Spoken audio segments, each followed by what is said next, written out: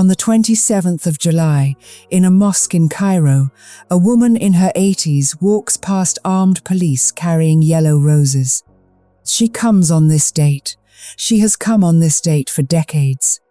The police are Egyptian, and they stand at the doorways of Al-Rifai, because the man buried inside was once the most heavily guarded ruler in the Middle East, and because the country that gave him the grave has never entirely stopped treating it as a political fact. The tomb is green marble. It is set into a chamber that was not built for him, in a city that was not his, in a language that was not the one he ruled in. The woman crosses the floor without hurrying. She is dressed dark. She has been photographed doing this so many times that the photographs have become a genre of their own. The same woman, the same flowers, the same slab, the arithmetic of the years visible only in her face. She lays the roses down. Her name is Farah. She was born Farah Diba in Tehran, and for 11 years she was Shahbanu, Empress of Iran, a title that did not exist in its modern form until a man put a crown on her head with his own hands and invented it. There is an apartment in Paris that belongs to her, and another home near Washington, and on a desk in one of them there is a small silver box. It is not a jewel, it holds dirt. The dirt was taken from the gardens of a palace in Tehran on a January afternoon in 1979, scooped into the box by the woman now standing in the mosque, and carried out of the country the following morning. That she has not seen that garden since. She has not seen that city since. The box has followed her through 6 countries and 2 continents, and it sits still, within reach of her hand. She straightens up. The police step back. This is the story of a girl who was chosen, because another woman had not given a king a son, who gave him one inside a year, and who would spend the rest of her life carrying what was left of his country in a box. 3 things are worth holding on to from here. There is an aircraft, a silver Boeing 707 called Shahin, Falcon, and on the morning of the 16th of January 1979, it will stand on the tarmac at Mehrabad Airport in Tehran, with its stairs down and the winter coming off the mountains, and the man who ruled Iran will fly it out of Iran himself. What happens at the foot of those stairs is the reason this story is being told at all. There is a set of notebooks. The minister of the court filled them at night, in his own hand, day after day for a decade, and had them carried out of Iran in diplomatic pouches.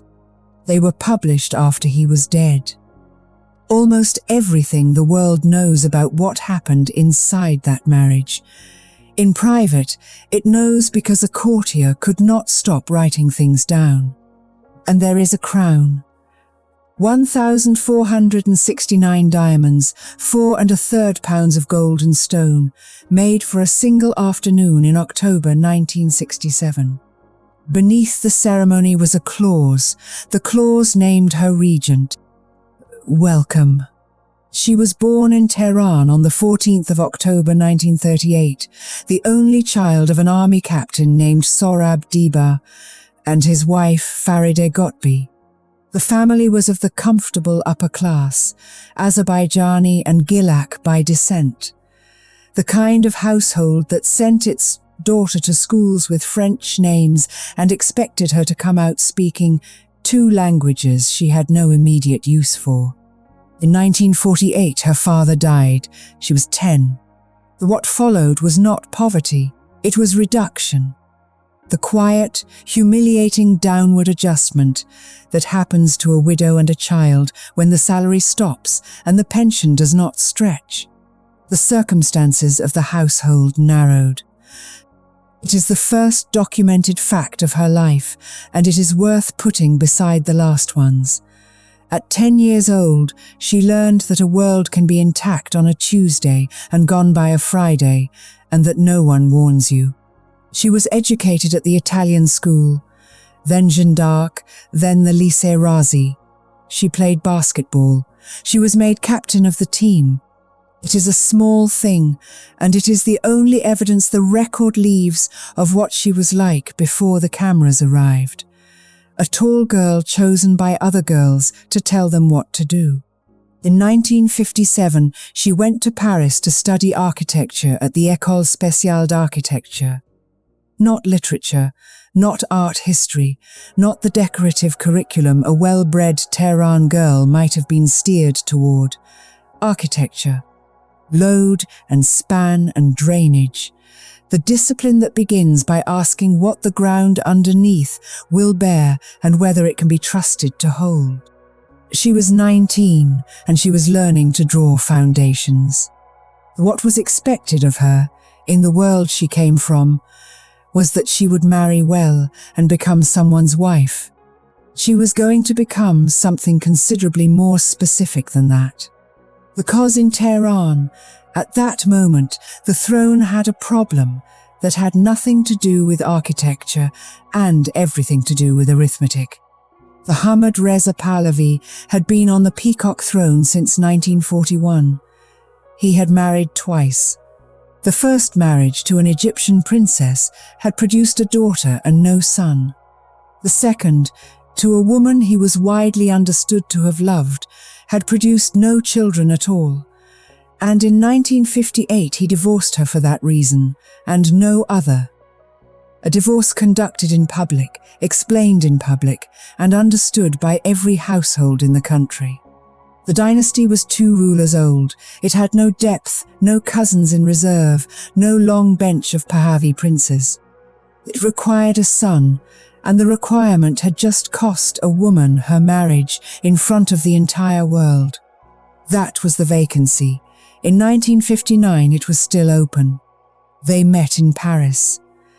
There was a gathering of Iranian students at the Iranian embassy.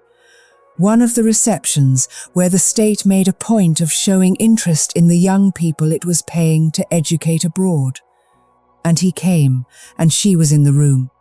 She was 20, he was 39, and would be 40 before the year was out.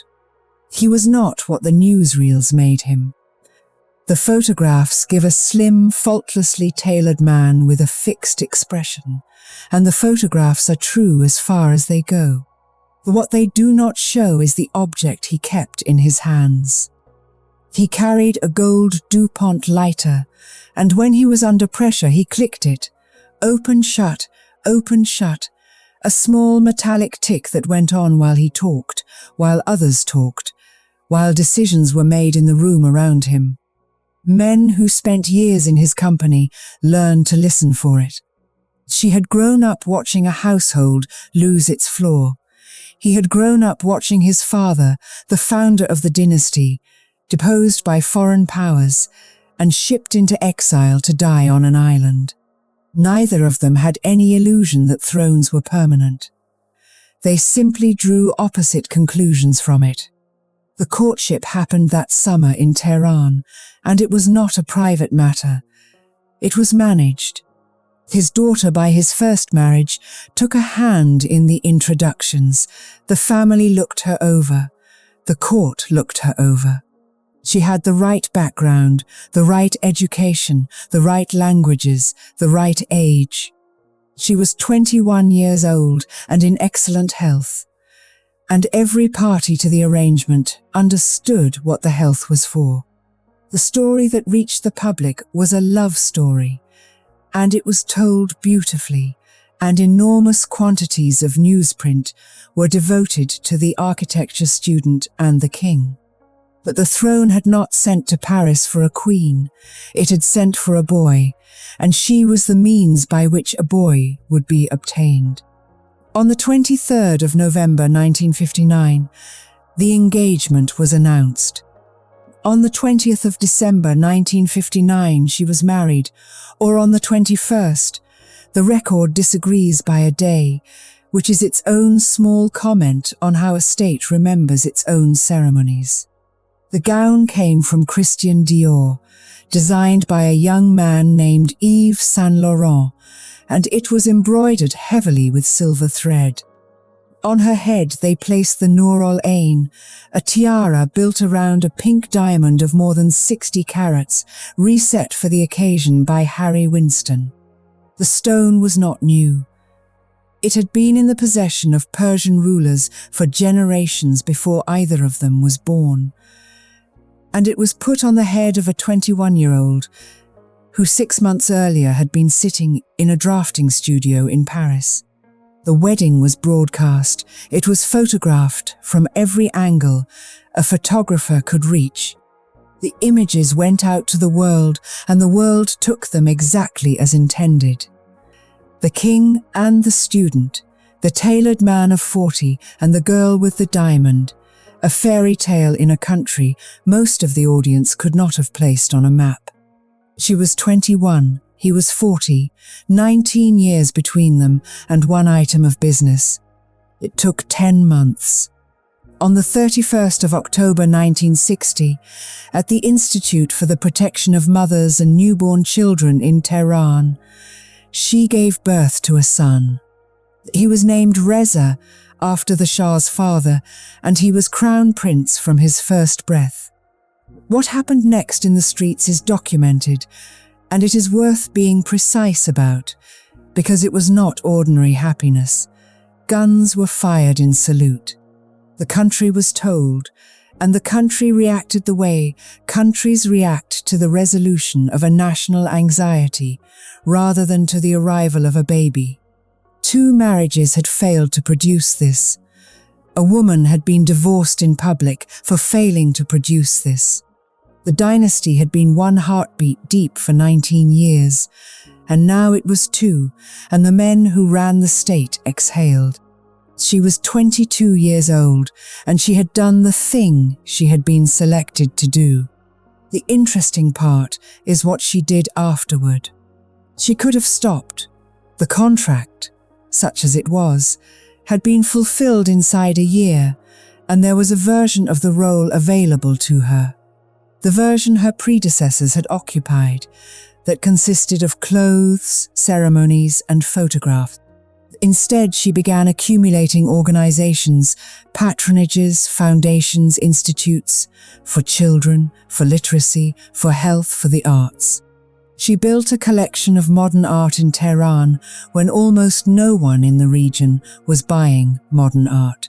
She attached her name to so many bodies that her own memoir would later require a list to hold them. The girl who had been taught to ask what the ground underneath will bear went looking for structures to put her weight on. 2 more children came, a daughter Farah on the 12th of March 1963, a second son Ali Reza on the 28th of April 1966. The succession was no longer a question anyone needed to ask. And in the corridors of that household, there was a man who wrote everything down. Asadollah Alam was Minister of the Court. The title sounds ceremonial, and it was not. The Minister of the Court controlled the diary, the doorways, and the access, who saw the Shah for how long, on what subject, and in what mood. He had known the Shah for decades. He was the closest thing that solitary man had to a friend, and he understood his function exactly. To arrange the king's days so that as little as possible reached him that he did not wish to receive. He also, every night in his own hand, recorded what had been said. In public, at this stage of the story, he is simply the courtier in the second row of every photograph. The tall figure bowing at the arrivals, the man holding the schedule. That is all anyone outside the palace knew of him. It is not what he was. On the 26th of October 1967, Tehran staged a coronation that had been postponed for 26 years. He had waited. He had been on the throne since 1941 and had refused to crown himself while the country was, in his own reckoning, too poor and too weak to deserve the ceremony. By 1967, the oil money was arriving, and he judged the moment had come. He walked to the throne, and he took the crown of his father, and he put it on his own head. No cleric, no foreign hand, no one above him in the room. Then he was handed a second crown. It had been made by Van Cleef and Arpels for this single afternoon. Emeralds, rubies, pearls, and 1,469 diamonds, set in gold weighing 4 3/10 of a pound. She knelt, he set it on her head, and she rose as Shahbanu. The word matters. There had been queens in Iran. There had not been this. The modern title was created for her that day, and with it came something considerably harder-edged than a name. Under the arrangements attached to the coronation, if the Shah died while the crown prince was still a minor, Farah would serve as regent. She would hold the throne. In a modern Muslim monarchy, in 1967, a formal provision was written naming a woman as the person who would rule if the man did not survive. She was 29 years old. In the photographs of that afternoon, she is wearing 4 1/3 pounds of stone on her skull and holding her spine absolutely straight, which is what 4 1/3 pounds of stone on the skull requires. The world read the coronation as tribute, a husband elevating his wife, a modernizing king, making a statement about the position of women in his country, the Jacqueline Kennedy of the East given her due at last. It was not tribute. He did not crown her because she had earned an honor. He crowned her because he had a son of 6 and a dynasty 2 rulers deep, and he needed a mechanism that would hold the throne for that boy if he died first.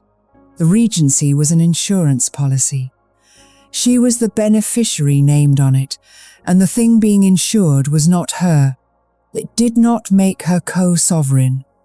It did not soften the system's preference for a male heir, which remained exactly what it had been in 1958. It gave her a formal standing inside a structure that still had one man at its center, and it gave her, on paper, a claim she would eventually be able to exercise. For 96 days in a foreign country over nothing at all. 3 years later, on the 27th of March 1970, she had a 4th child, a daughter, Layla. She was 31. The household was at its fullest. 2 boys and 2 girls, the palace at Niavaran, the staff, the schedules, the summer residences, the aircraft, the state visits, the photographers. Nothing in the pictures from those years is untrue. The clothes are real, the palaces are real, the 4 children on the steps are real. But a photograph records what was in front of the lens at 1/200th of a second. And by 1970, there were rooms in that arrangement she did not enter, and a man 3 feet from her in the frame who was living an entirely separate life with the full logistical assistance of the court that surrounded them both. The minister of the court was writing that down too. They threw the party at Persepolis in 1971. The ruins of Darius were fitted out with a tented city built by French designers. The food came from Paris. The guests were kings, presidents, and emperors, flown in to sit among the stone columns of the Achaemenid capital and mark 2,500 years of unbroken Persian monarchy. The bill was enormous, and the country knew it was enormous. It was the most expensive celebration of its era, staged to assert permanence, and the clergy in Qom and the merchants in the bazaars took a note of every course. 8 years later, the monarchy did not exist. But the important thing about the early 1970s in this story is not the tents. It is what the minister of the court was doing on ordinary evenings. The diaries came out after he was dead, in Persian volumes and then in English selection, and they cover 1967 to 1977 at close to daily resolution. They are the single most detailed record of the inside of that court that exists. And what they record alongside the cabinet appointments and the oil negotiations and the endless management of the king's moods is a logistical operation. The minister and his subordinates arranging women, European, brought in, installed briefly at properties, kept for the purpose, for the Shah's private use. Not a mistress in the traditional sense, not a second household. A rotation handled the way the schedule was handled, as a service the court performed for a burdened man. His own phrasing was drier than any accusation an enemy could have made. The king, he noted, had a great eye for the ladies. This is the reframe that the glossy version cannot absorb. The arrangements were not a secret kept from the palace. They were a service performed by it. The infidelity was not a lapse in the system. It was a function of the system, staffed, budgeted, and diarized by the second most powerful man in Iran. She knew. The diaries are explicit that she knew, and they preserve what she said to the man who ran it. She told him, to his face, that she was aware he was the one who provided her husband with these women. He recorded the sentence and went back to work. He also recorded the Shah's own irritation at the leakage. The king's complaint to him, in private, asking why he had to tell her everything. For the woman inside it, the record gives behavior rather than feeling, and the behavior is what stands. She did not leave. She did not stop appearing. She went on opening institutes and buying paintings and standing beside him on tarmacs in the sunlight while the arrangements continued in properties she was not taken to. Her memoir, written decades later with her name on the cover, declines to dwell on any of it. Once she went. In late 1972, she left Iran abruptly for Europe. The exact day is not pinned in the primary record.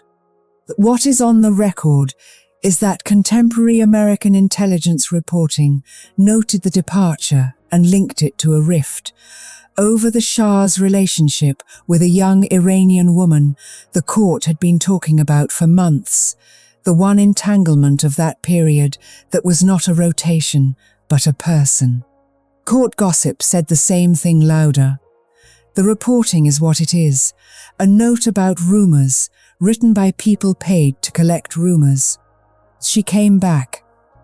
By the account that survived, she returned after insisting the relationship end, and it ended. And the marriage continued for the remaining 8 years of his life. There was no separation. There was no confrontation anyone witnessed and wrote down. There is a woman leaving a country in a hurry in the winter of 1972, and a woman back in her place by the following season, and everything between those two facts is unrecorded. The rumor that outlived all the others was that he had secretly taken a second wife. In 1973, an Italian journalist put it to him directly in an interview, and he answered in 4 words: stupid, vile, disgusting libel. No documentary evidence of any second marriage has ever surfaced. On this point, the denial holds. Then the ground began to move under all of it. In 1974, he was diagnosed with lymphoma. 2 French physicians were flown in, and the diagnosis was managed as a state secret. Concealed from the government, from the Americans, and, in the early stage, from him in its full seriousness. The man who was the entire structural load of the Iranian state was quietly, chemically ill for 4 years while the country he ruled came apart, and almost no one who needed to know was told. By 1978, the sermons were arriving on cassette tapes. They were recorded by an exiled cleric in a quiet suburb outside Paris, the same city where a girl had once studied load-bearing walls. Copied by hand in their thousands, and passed through the bazaars, moving faster than the state broadcasting monopoly could move, and reaching people the monopoly had never reached.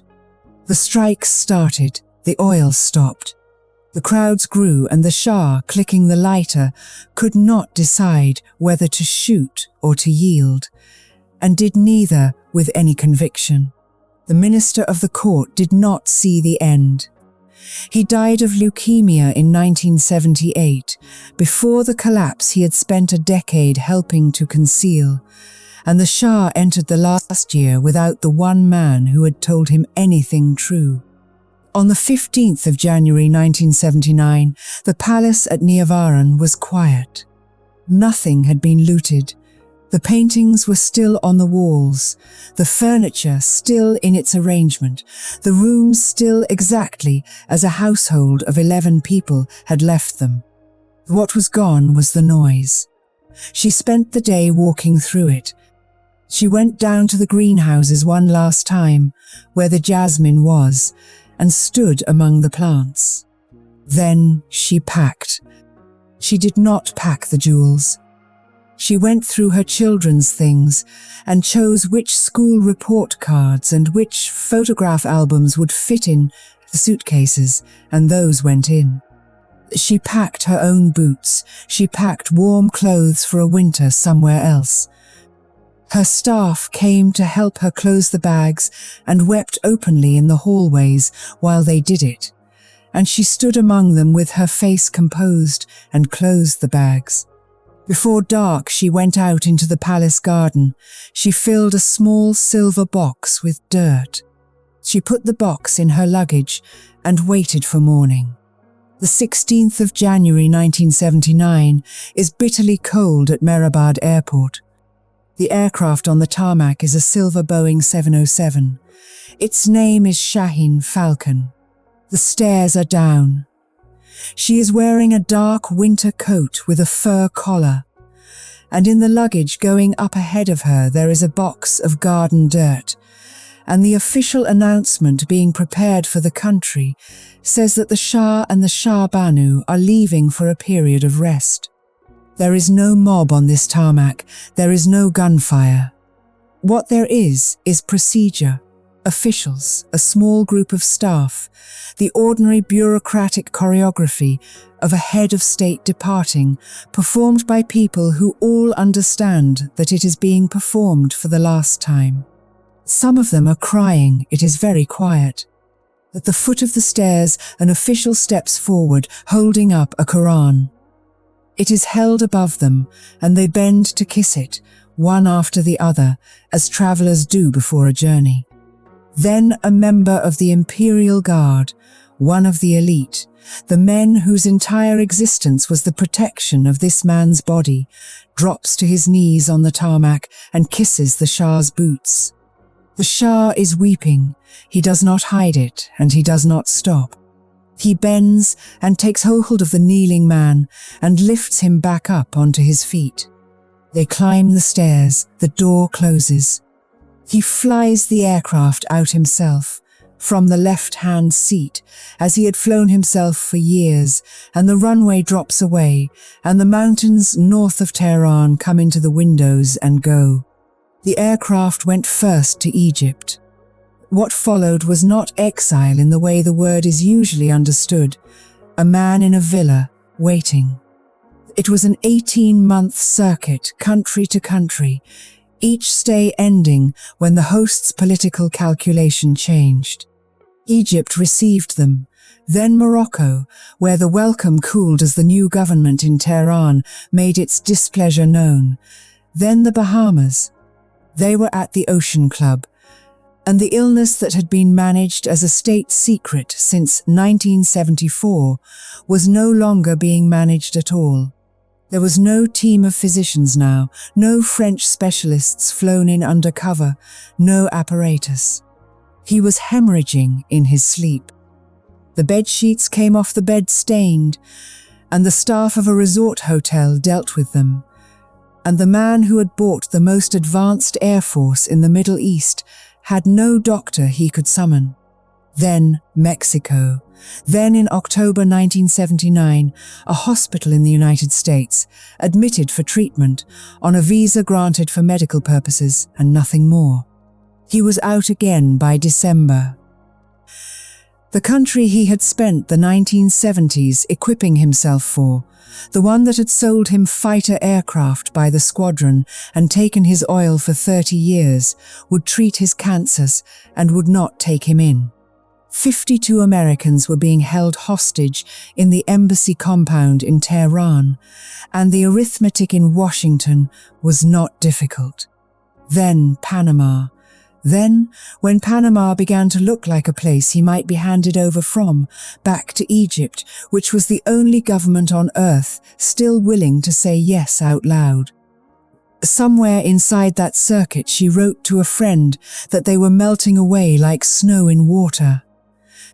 The Egyptian president gave them a residence, a military hospital, and a guard, and asked nothing for it, and it cost him at home.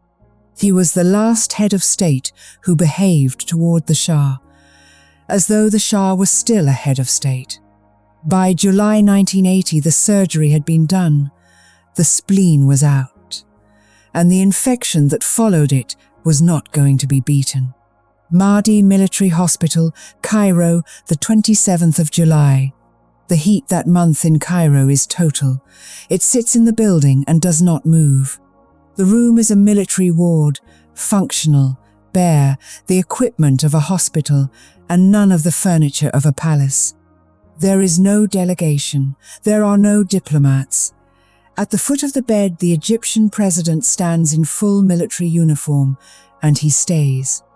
He is bleeding internally, and it cannot be stopped. Under the pillow, where it has been through every country on the circuit, there is a small bag of Iranian earth. She holds his hand.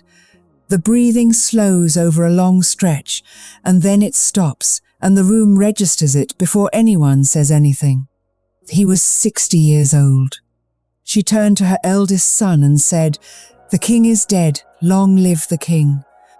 The formula is 1,000 years old, and it means one thing: that sovereignty does not pause, that the office survives the body. She said it in a military hospital in a foreign country to a 19-year-old, with no throne, no country, no subjects, and no prospect of any. And then the clause from 1967 came into force.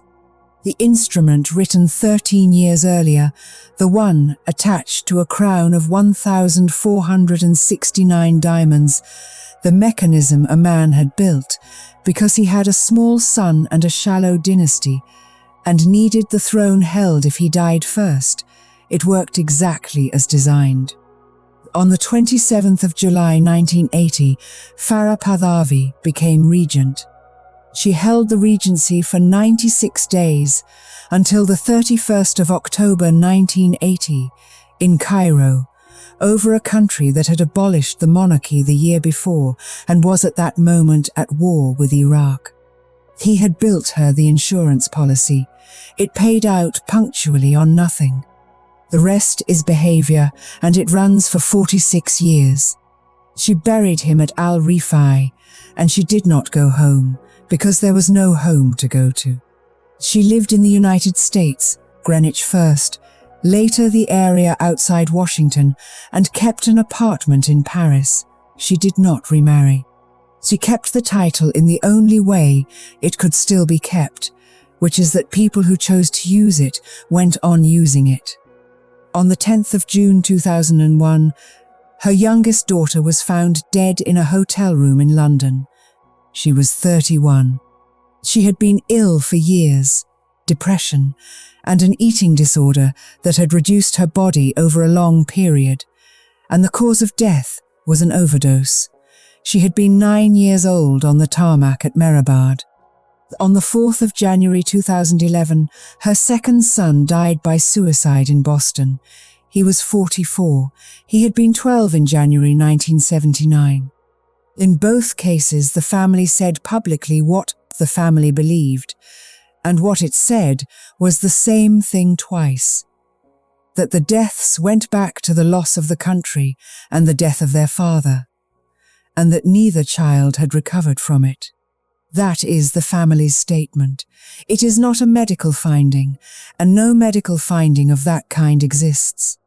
But it is what the mother of both of them has said, in public, more than once, and she is the only person alive who watched all four of those children grow up inside the thing that happened to them.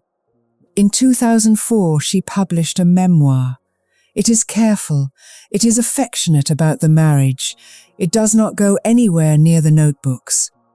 In 2022, when protests spread across Iran after the death of a young woman in police custody, some of the people in the streets, born decades after the aircraft left, who had never in their lives seen a monarchy, chanted the name of the dynasty as a way of insulting the government in front of them. She issued statements. She was 83 years old and had been out of the country for 43 years, and she found herself being invoked by teenagers as a rebuke. She went to a granddaughter's wedding in 2025. She gave interviews. She turned 87 in October, and every year on the 27th of July, she goes back to Cairo with yellow roses. There is a question a life like this leaves behind, and it has nothing to do with palaces. She was chosen for a function. The function was performed on schedule, and the record of her selection is not disputed by anyone, including herself. What was not in the arrangement, what no one drafting it in 1959 had any reason to specify, was that she would be the one still standing at the end of it.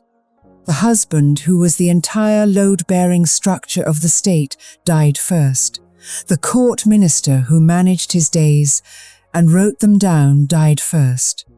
The dynasty that required a son from her lasted 19 years past the son's birth. 2 of the 4 children did not survive what happened to the family. She survived all of it. That was not what she was for. There is a version of this story that is about jewels, and it is available in enormous quantity, because the jewels were photographed more thoroughly than almost anything else in the 20th century. The tiara with the 60-carat stone, the gown with the silver thread, the crown that weighed 4 1/3 pounds and required her to hold her head absolutely straight for an entire afternoon.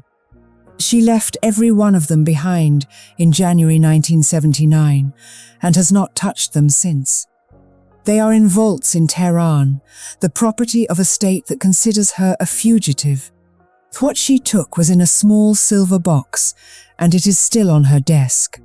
She filled it herself, by hand, in the last hours of the last ordinary day, in a garden she knew she would not see again, while a household wept around her, and she did not.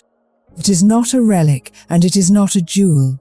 It is a quantity of ordinary soil from the grounds of a house she lived in. It sits now within reach of her hand, in a room in Paris, beside the painted portraits of the 2 children who did not survive the loss of the world that soil came from. The garden is gone, the dirt is still in the box.